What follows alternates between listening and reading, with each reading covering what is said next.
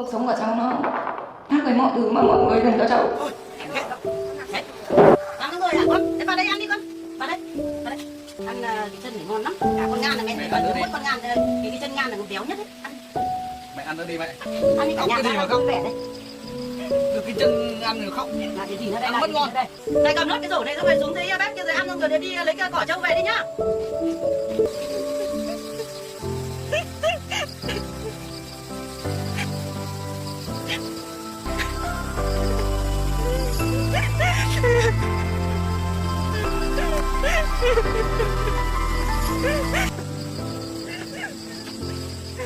Sao lại vẫn còn ngồi đây mà lại còn khóc lóc cái gì thế này không biết nữa. The morning sun rises gently over the rolling hills of a Vietnamese village on Monday, June 16, 2025, at 7:03 a.m., casting a golden hue across the landscape. The air is crisp, filled with the earthy scent of soil and the distant crow of a rooster as Jack, a young man brimming with determination, mounts his motorbike and heads toward a bustling construction site. The engine hums steadily as he navigates the winding path, his mind focused on the day ahead.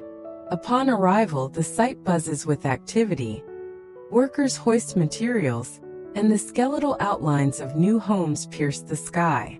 Jack dismounts, his boots kicking up dust, and surveys the scene with a keen eye. A rugged foreman, his face etched with experience, approaches with a hearty laugh. "Caught Jack back again? Thinking of supervising me today?" He jokes, tipping his worn hat.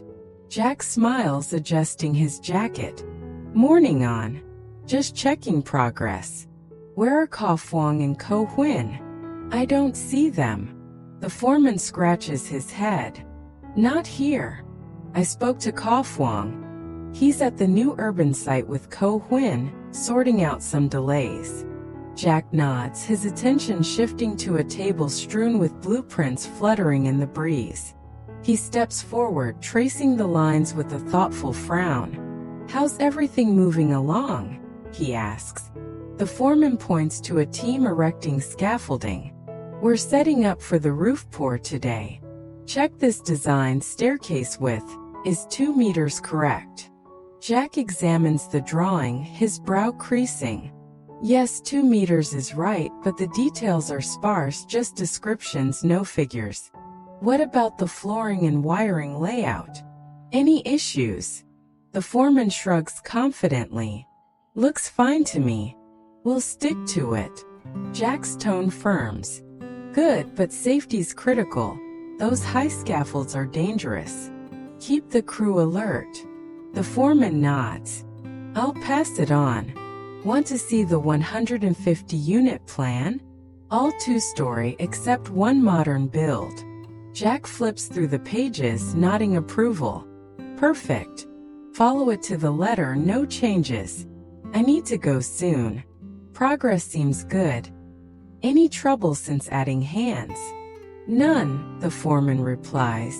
"It's picking up speed. Take care, Jack." Later, Jack trades the construction clamor for the tranquil embrace of a rural farm. He parks near a quaint wooden house where Lytutien, still recovering from a twisted ankle, stretches cautiously beside her attentive mother-in-law. The morning light dances on the fields, highlighting rows of crops and a playful breeze rustling the leaves. Tien gathers a small sack, her movements deliberate. Her mother-in-law watches with concern. "Why not rest more, Chow? You've been through a lot." Tien offers a faint smile. "I feel stronger today, Bac. I'd like to check on the farm for a bit. My ankle hurts, but I can manage." The mother frowns deeply. "With that ankle? It's too risky." Tien proceed. "I'm worried about the dogs, they need me." The mother sighs. "Wait for Jack to handle it when he's free." Tien shakes her head. "He's tied up at the site. I'll be quick and return." The mother relents. "Then I'll come too, it'll be nice to go together. Give me a moment to prepare." Tien agrees and they set off, the farm's serenity enveloping them. Meanwhile, at 10:15 a.m., Jack rides homeward, the road alive with colorful flower stalls. He slows intrigued. What's with all these flowers today? He wonders aloud. A vendor beams. It's October 20th, Women's Day. Jack's face lights up with an idea. He stops, selecting 2 bold red bouquets for 400,000 VN, then visits a bakery. Is my ordered cake ready, BSC? He asks. The baker nods. Yes, all set. Been busy today. 140,000 VN. Jack secures the cake, his mind buzzing with a secret plan as the clock nears noon. The farm bursts into a lively symphony as Tutien and her mother-in-law step into the sun-drenched yard. Their arrival heralded by a joyous rush of puppies scampering toward them with eager yips. Their tiny paws patter against the soft earth, kicking up small clouds of dust. Their playful energy a stark contrast to the quiet morning that preceded it. Tien kneels with a tender smile, her face glowing with affection despite the faint ache in her ankle, carefully extending a hand to stroke the soft fur of a wriggling pup. Look at these little darlings, rushing out to greet us like this. I've missed them so much after being away, she murmurs, her voice a soothing melody amid the chaos. The mother-in-law's brow creases with concern, her eyes tracing the careful way Tien lowers herself. You should sit down and rest, Chow. The mother dog looks terribly frail, and that black one, she's pregnant again, poor thing, she observes, her tone laced with maternal worry as she gently guides Tien toward a weathered wooden chair nestled beneath the shade of a sprawling tree. Tien nods, easing into the seat with a slight wince. I'll sweep the yard and cook some porridge for the mother dog. Let me get the broom, she offers, starting to rise again. The mother shakes her head firmly, stepping forward with a determined glint. No, let me handle it. I need to keep moving, my joints get stiff otherwise. These zone leaves are scattered everywhere, and look, pigeons have even built nests up in the fish trap. Can you believe it? Tien settles back, watching as the mother begins sweeping with slow, deliberate strokes, the rhythmic swish of the broom blending with the farm's natural sounds. After a moment, Tien limps toward the kitchen, her steps cautious but resolute, the faint crunch of gravel underfoot marking her path. Inside the modest structure, she lights a fire beneath a large iron pot, the crackling flames casting a warm, flickering glow across the rough wooden walls. The scent of burning wood mingles with the earthy aroma of the farm as she prepares to cook, her hands moving with practiced ease. I'll start the porridge first so the dogs don't go hungry while we work, she suggests, glancing back at the mother through the open doorway. The mother pauses, leaning on the broom to survey the playful pups tumbling over each other. Do you think Jack managed to feed them enough while you were recovering? They seem awfully hungry this morning, she muses, her voice tinged with curiosity. Tien shrugs, stirring the pot as the first bubbles begin to rise.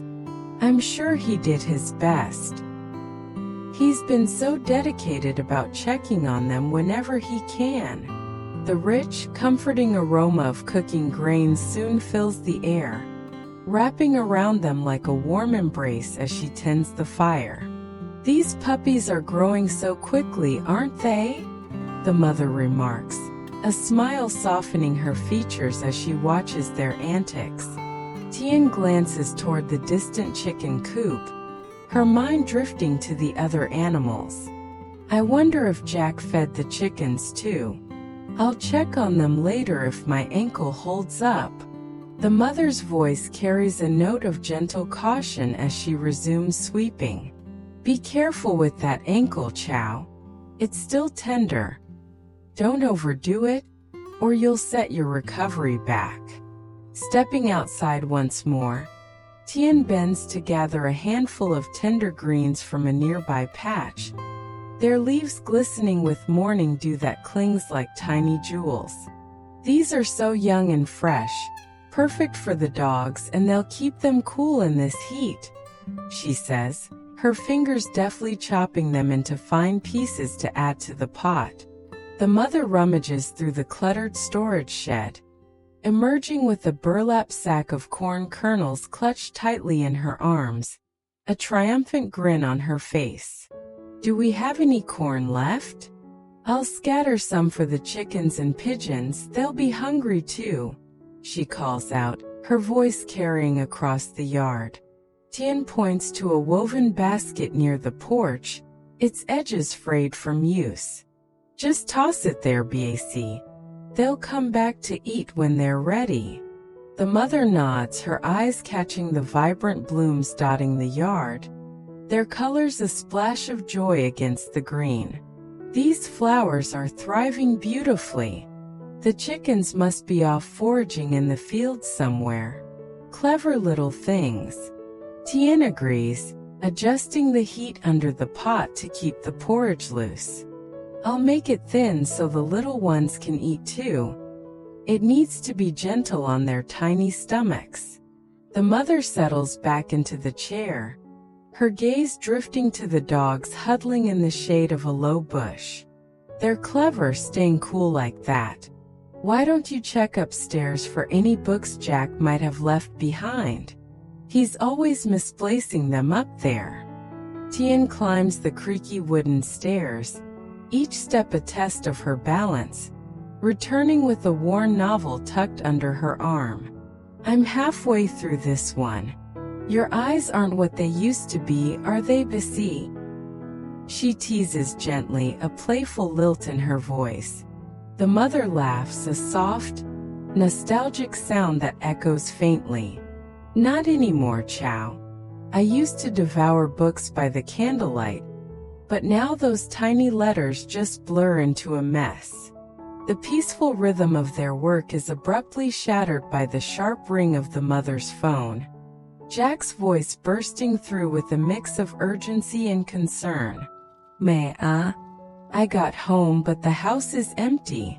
Where are you? The mother holds the phone to her ear, her tone calm and steady despite the interruption. Tutien wanted to visit the farm this morning, so I came along with her. She's feeling much better now. Jack's voice tightens, a thread of worry weaving through his words. Is she really okay to be moving around like that? Tell her to come home soon. I've started cooking dinner.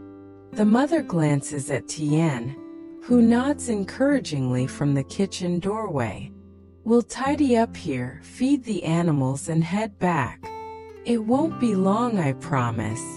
Jack sighs, his relief palpable even through the line. All right, just make sure she's careful with that ankle. I'll be waiting. He hangs up, turning his attention to the pot simmering on the stove back home, the scent of his cooking mingling with his anticipation. At the farm, Tien ladles the cooled porridge into shallow bowls, her movements slow and deliberate as she calls the dogs with a gentle whistle. Come here, eat up. Get some strength for your pups. The mother watches from the chair, her voice soft with affection as she observes the scene. The little ones are just learning to eat. They look so thin and fragile. We should head back soon. Jack's probably wondering where we've disappeared to. They gather their tools and belongings, the farm's tranquility wrapping around them like a warm blanket as they prepare to leave. Their bond deepened by the day's shared labor and care. The house hums with a quiet anticipation as Jack stands in the kitchen, the rich aroma of freshly cooked dishes wafting through the air like a promise. Steaming bowls of fragrant rice, vibrant stir-fried vegetables, and a savory stew line the table, each dish a labor of love meticulously prepared. He wipes his hands on a worn dishcloth, muttering to himself with a mix of excitement and impatience. Why aren't me and Tutien back yet? Everything's ready. They're going to be so surprised and happy when they see this. With a satisfied nod, he heads upstairs for a quick shower, the sound of running water filling the silence of the house. The rooms fall into a brief stillness, broken only by the occasional creak of the floorboards and the distant chirp of birds outside, until the front door swings open with a soft, familiar groan. Tutien and her mother-in-law step inside, their arms laden with bags from the farm, their faces flushed with the day's exertion and the warmth of the sun. The mother sets her bag down with a gentle thud, glancing around with a puzzled frown creasing her forehead. Where's Jack? It's so silent here. Maybe he's upstairs in his room. Tien places her load on the counter, the rustle of fabric mingling with her soft footsteps, as she pours a glass of cool water from a clay pitcher. Let me get you some water, Bisi. I'll wash these greens and hang them to dry later, she offers, her voice steady despite her fatigue. The mother eases into a cushioned chair by the window, her expression softening as she watches Tien move. Are you tired, Chow? If you are, go rest upstairs. We'll eat when you're ready and refreshed. Tien shakes her head, a small grateful smile playing on her lips as she hands over the glass. I'm fine, Bac. Just wondering where Jack might be hiding. He's usually so loud when he's home. Jack descends the stairs, a towel draped casually over his shoulder and his hair still damp from the shower. His footsteps light but purposeful on the worn wood. Me and Tutien are back. I was showering, that's why it was so quiet. He laughs, his voice injecting a burst of warmth and energy into the room. Tien turns with a grin, setting the water glass down on the table with a soft clink. I thought you were upstairs, An. I'm feeling much better now, Basi, and I just came from the farm. Jack's expression shifts to concern, his eyes narrowing as he takes in the careful way she shifts her weight. I told you I'd handle the animals. Your ankle's still healing. You didn't need to push yourself like that. Tien nods, her tone earnest and unwavering. I'm better today and was worried about the puppies, they've been on my mind. Back wanted to come along too, and I couldn't say no to her company. The mother adds with a chuckle, her eyes twinkling with amusement. I enjoy those farm visits. It keeps me feeling young and active, and I couldn't let her go alone. Jack gestures toward the dining area, his smile returning as he beckons them forward. I've finished cooking. Please come down and join me for dinner. It's all ready for us. As they gather around the table, the atmosphere thickens with anticipation. Jack unveils his carefully orchestrated surprise. He steps forward with a respectful bow, presenting a vibrant red bouquet to his mother, the petals catching the soft light streaming through the window. Today is October 20th, me Women's Day. I wish you good health, endless happiness, and joy always from the bottom of my heart. The mother's eyes widen, a radiant smile breaking across her face like the dawn as she accepts the flowers, her hands trembling slightly with emotion. Thank you, my dear son. Thank you, Jack, so much. This means the world to me, more than you know. Then he turns to Tien, offering the second bouquet with a tender, heartfelt smile that softens his usually stern features. And for you too, Tien, I wish you joy, happiness, and growing beauty. You deserve all the best things life can offer. And I mean every word. Tien's hands tremble as she takes the flowers, her eyes welling with tears that catch the light like tiny crystals. Thank you, An. I've never received such beautiful flowers before. This is so special, I don't know what to say.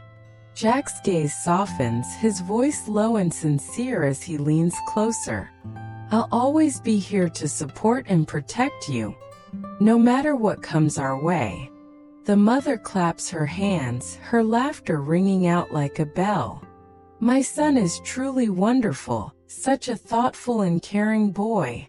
I'm so proud of you.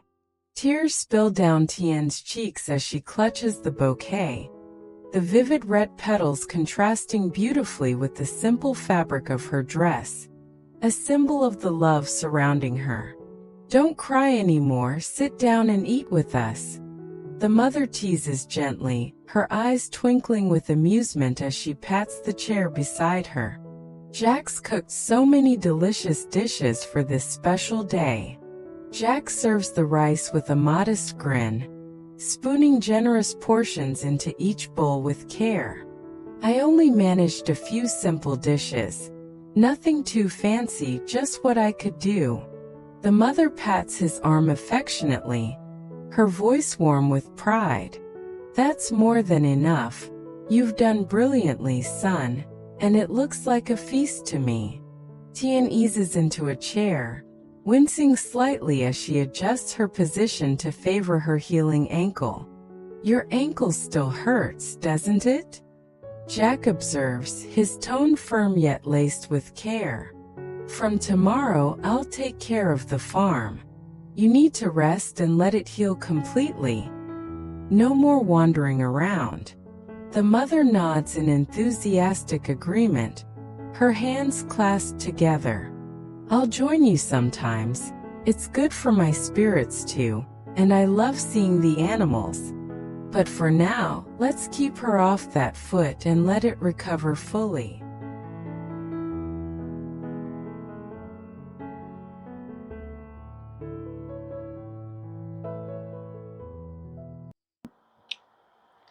I felt like a burned-out survivor of war. I was just making time until I could join Jack. After all, at 54, what did I have to looking forward to? The future was black. The waiter approached my table asking if I needed anything. To my surprise, I said, Yes, if you know anyone here who is recent widow or widower, I would appreciate talking to her or him. Again, to my surprise, she told me about Phyllis, a spa health director who had lost her husband several months before. I invited Phyllis to have lunch with me the next day, and we quickly established some common ground. We were about 10 years apart in age, but she had also been with her husband for about 50 years. She talked of how they met and what their life had been like. And I could tell by her stories and the warmth of her tone of voice that she, too, had a happy marriage.